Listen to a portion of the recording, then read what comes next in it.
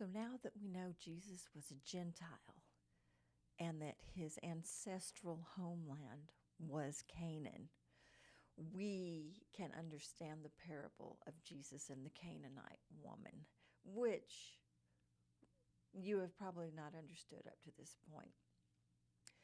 Many, many people have asked, why was Jesus mean to this woman?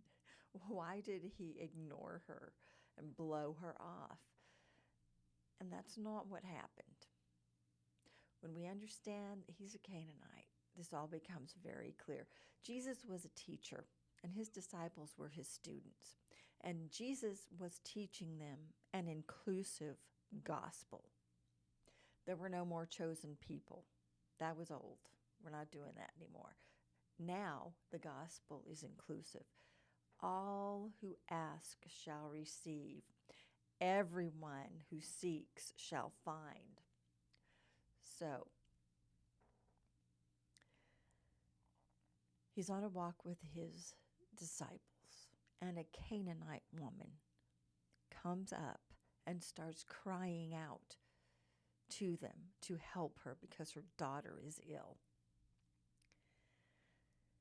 Now, Jesus is using this moment to teach his disciples. He's going to test them. So he steps back and he doesn't say a word, and he lets his disciples handle this woman and her pleas because he wants to see if they know the gospel, if they're prepared to take over when he leaves, basically.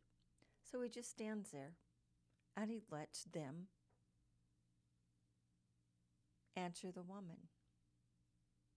He's testing them. He's a teacher testing his students. And they fail miserably, like epically, epic fail. They have not understood a single thing he's been trying to teach them. Because they say to him,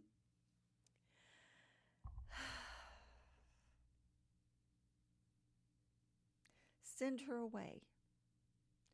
Send her away.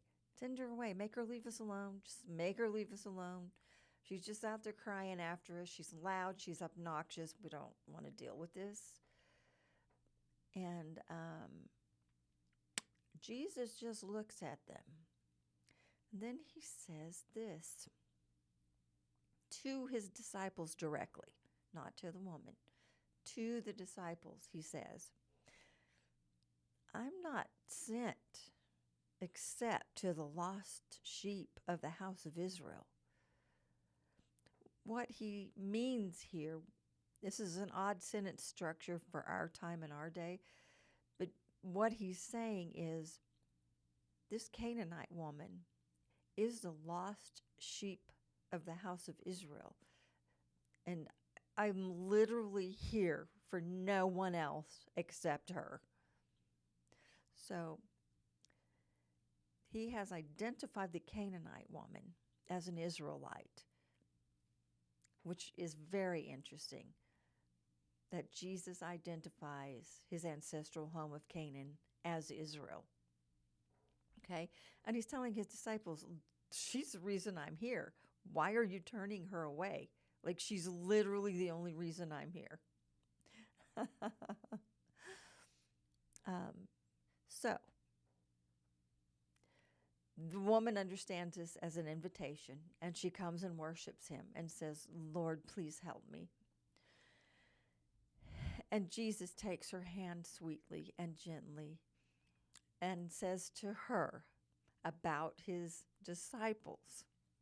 He says to her, the Canaanite woman, it is not good to take the children's bread and cast it to the dogs.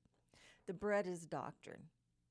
The children are Israelites, Canaanites, and he's saying it's not good to take the Canaanites' doctrine and cast it to the dogs. The dogs are a reference to his apostles. his disciples. He's calling them dogs because they failed so epically at this. They thought she was unworthy.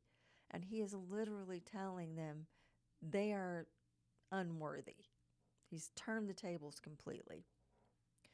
So he's just telling the woman it is not good to take the gospel of the Israelites and give it to the dogs. They just don't understand it. They can't comprehend it. But she says to him, and this is grace and compassion, "True, Lord, but the dogs eat the crumbs which fall from their master's table." She's saying they're still learning. Be patient with them. They're nibbling at the crumbs. They haven't yet feasted on the full gospel. And Jesus said to her, "Woman, great is your faith. Be it unto you even as you will." And her daughter was made whole from that very hour. So Canaanite woman, Israelite, woman of great faith, from Jesus' ancestral home, from his people. She was his people, literally his tribe. It's a great story. I hope you liked it. If you did, you know, like and subscribe, please. I have so many of these. I hope you enjoy them.